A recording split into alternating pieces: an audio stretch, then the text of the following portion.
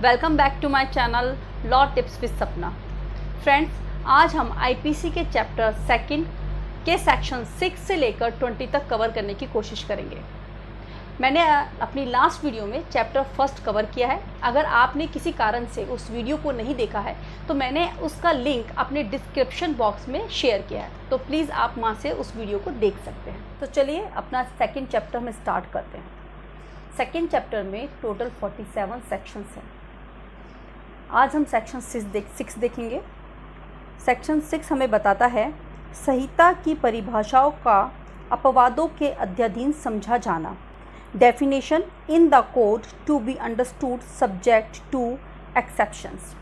यानी इस पूरी आईपीसी में कहीं भी कोई अपराध है या कोई पनिशमेंट का प्रोविज़न है या कोई इलेक्ट्रेशन है, उन सब को आपको डेफिनेशन और जो चैप्टर 4 के जितने भी अपवाद हैं उन सब के साथ उसे पढ़ना है।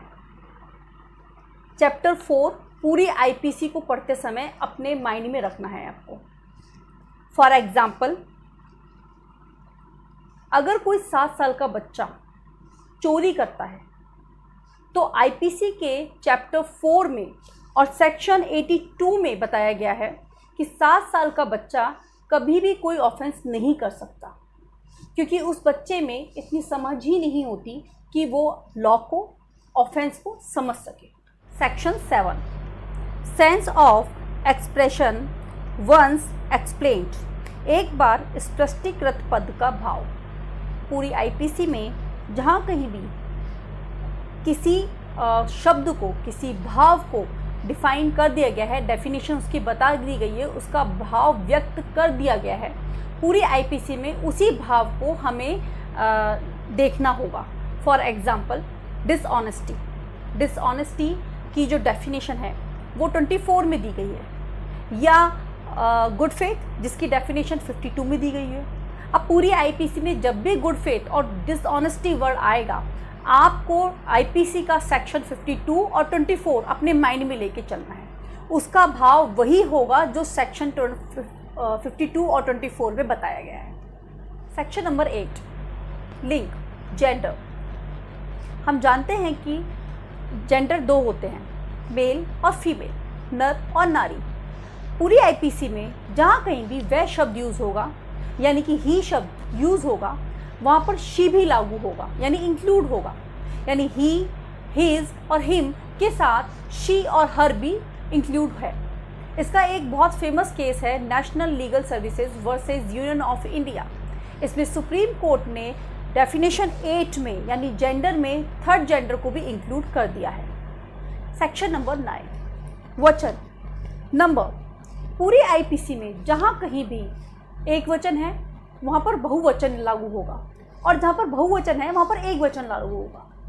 यानी पूरी आईपीसी में अगर एक वचन लिखा है तो आपको वहाँ पर ये मानना होगा कि वो बहुवचन भी हो सकता है, और जहाँ पर बहुवचन लिखा हुआ है वहाँ पर आपको ये मानना होगा कि यहाँ पर एक वचन भी हो सकता है, जब तक कि कहीं स्पेसिफिकली लिखा ना गया हो। सेक्शन नंबर 10 पुरुष स्त्री, मेल एंड फीमेल। आईपीसी में जहाँ कहीं भी शब्द पुरुष और स्त्री लिखा होगा, वहाँ महिला जो 1 दिन की हो या 100 वर्ष की हो उसमें इंक्लूड हो जाएगी। जैसे कि एक बच्ची अभी पैदा हुई है, सिर्फ 2 मिनट की है, लेकिन वह आईपीसी में स्त्री शब्द में इंक्लूड होगी। वैसे ही कोई बच्चा जो बॉय है, पैदा हुआ है, 1 दिन का है, 1 मिनट का है, वह पुरुष शब्द में इंक्लूड होगा।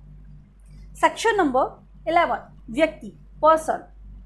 कोई भी कंपनी, कोई भी एसोसिएशन, कोई भी बॉडी ऑफ पर्सन, कोई भी इनकॉर्पोरेटेड या कॉर्पोरेटेड, सभी पर्सन, सभी व्यक्ति शब्द में इंक्लूड होंगे। यानी कि अगर हम ये कहें कि कोई कंपनी है, आप उस पर केस करते हो, तो अब कंपनी तो उठ के कोर्ट में नहीं आएगी, उसका कोई डायरेक्टर होगा या कोई चेयरमैन होगा जो कोर्ट में आएगा। तो आईपीसी में जहाँ कहीं भी व्यक्ति शब्द लिखा हुआ है वहाँ पर कंपनी, एसोसिएशन या व्यक्ति, तीनों ही शब्द इसमें इंक्लूड हो जाएंगे। लोग, पब्लिक। लोक का कोई भी वर्ग या कोई भी समुदाय लोक शब्द से अंतर्गत आता है, लोक शब्द के अंतर्गत आता है। यानी कि कोई वर्ग, कोई क्लास है या कोई कम्युनिटी है, वो इस पब्लिक शब्द में आ जाएगा। फॉर एग्जाम्पल, कई बहुत सारे डॉक्टर्स हैं जो कि हड़ताल पे बैठे हुए हैं, तो वो उस लोक शब्द यानी कि पब्लिक शब्द में आ जाएगा, इंक्लूड हो जाएगा। सेक्शन नंबर 13 रिपीट हो चुका है। 14 है servant of government. Servant of government में कोई भी व्यक्ति जो कि सरकार के द्वारा नियुक्त किया जाता है या सरकार की अथॉरिटी द्वारा नियुक्त किया जाता है और सरकार उसे कार्य करने के लिए वेतन देती है, सुविधाएं देती हैं, वो सरकारी कर्मचारी कहलाता है। यानी कि सर्वेंट ऑफ गवर्नमेंट सरकारी कर्मचारी, सेवक कहलाएगा। सेक्शन नंबर 15 एंड 16 रिपील हो चुका है। Section number 17 government. गवर्नमेंट शब्द में राज्य सरकार और केंद्र सरकार दोनों इंक्लूड है, यानी कि स्टेट गवर्नमेंट और सेंट्रल गवर्नमेंट दोनों ही सरकार शब्द में आएंगे। Section number 18 India. इंडिया का अर्थ है हमारे पूरे भारत से, हमारा भारत का पूरा राज्य क्षेत्र इंडिया से अभिप्रेरित है। सेक्शन नंबर 19 न्यायाधीश, जज। न्यायाधीश शब्द का अर्थ है कोई भी वह व्यक्ति जो किसी न्यायिक पद पे विद्यमान है, जिसे किसी कार्रवाई में, किसी कार्रवाई से मतलब सिविल कार्रवाई या क्रिमिनल प्रोसीजिंग में कोई भी निर्णय देने का अधिकार हो, वह न्यायाधीश की डेफिनेशन में आएगा।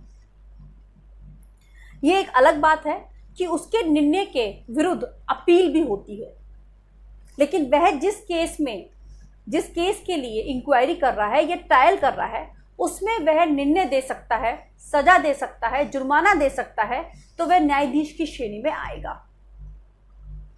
इसमें मैं आपको बताना चाहती हूँ कि जो पंचायत में जो पंच के सदस्य होते हैं वो भी न्यायाधीश की श्रेणी में आएंगे, क्योंकि वो भी एक गांव में किसी पंचायत में बैठ के कोई ना कोई मामले की सुनवाई करते हैं और वहां पर दंड या जुर्माना देते हैं।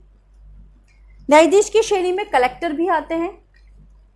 यदि वह कलेक्टर किसी केस को, किसी मामले की सुनवाई कर रहा है और उसमें कोई पनिशमेंट दे रहा है, तो कलेक्टर भी न्यायाधीश की श्रेणी में आएंगे। लेकिन यहाँ पर मैं आपको बताना चाहूँगी कि सीआरपीसी का सेक्शन 209, जिसमें कि एक फर्स्ट क्लास मजिस्ट्रेट जब ये महसूस करता है कि जो मामला है वह उसके द्वारा विचारणीय ना हो करके सेशन कोर्ट के द्वारा ट्रायल होगा, तो वह उस केस को सेशन कोर्ट को कमिट कर देता है।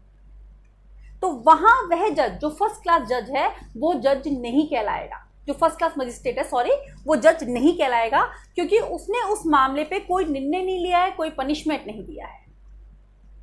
Section 20 court of justice. न्यायालय। न्यायालय शब्द उस न्यायाधीश का जिससे अकेले ही न्यायिक कार्य करने के लिए विधि द्वारा सशक्त किया गया हो। यानी कि कोई सिविल प्रोसीजिंग है या क्रिमिनल प्रोसीजिंग में, उसमें कोई मजिस्ट्रेट या डीजे, डिस्ट्रिक्ट जज बैठे हुए हैं और कोई निर्णय ले रहे हैं या कोई ट्रायल कर रहे हैं, तो उस समय वो कोर्ट ऑफ जस्टिस कहलाएंगे। यदि वही मजिस्ट्रेट या डीजे अपने चैम्बर में बैठे हुए हैं, तो फिर वो कोर्ट ऑफ जस्टिस नहीं कहलाएंगे, फिर वो डीजे और मजिस्ट्रेट कहलाएंगे। फ्रेंड्स, आज हमने सेक्शन 20 तक कवर किया। आई होप आपको मेरी वीडियो में जो मैंने सेक्शंस आपको समझाए हैं आपको समझ आया होगा। अब हमारा जो नेक्स्ट वीडियो होगा वो सेक्शन 21 से लेकर 33 या 34 तक हम उसे कवर करने की कोशिश करेंगे। 33 मैंने इसलिए बोला है और 34 में मैंने और इसलिए लगा दिया है क्योंकि आप सब जानते हो कि जो 34 सेक्शन है वो बहुत ही बड़ा सेक्शन है, उसे बहुत ही ब्रीफ में समझाया जाएगा। तो आई होप आपको मेरी ये वीडियो पसंद आई होगी। अगर आपको आज का मेरा वीडियो पसंद आया है तो please subscribe my channel, like my video and share my video. Thank you so much for watching my video. Have a nice day. Bye bye.